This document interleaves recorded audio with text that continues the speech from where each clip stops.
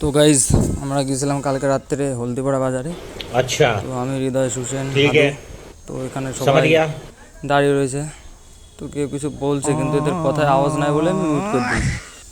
এ তো পুষ্পা দেখাচ্ছে, আর দেখি তো এ মরে পড়িছে। এ আর জোরই না, এ বাড়ি যাবে কেমন হলদিপাড়া আইটি।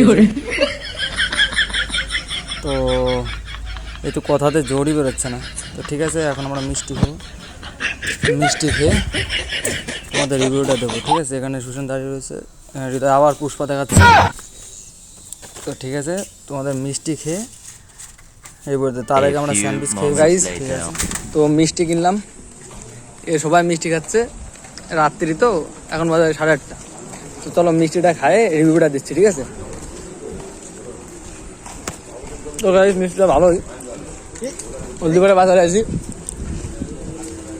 সামনে যে সুসেন আর হাজু যাচ্ছে, এখানে হৃদয়, এখানে আমি আছি। আমার তো দেখা দিবার মনে হয়, কারণ আমার ব্যাক ক্যামেরা নাই, তো তাই খাই দিয়ে কিরম লাগে। ভালো আছে।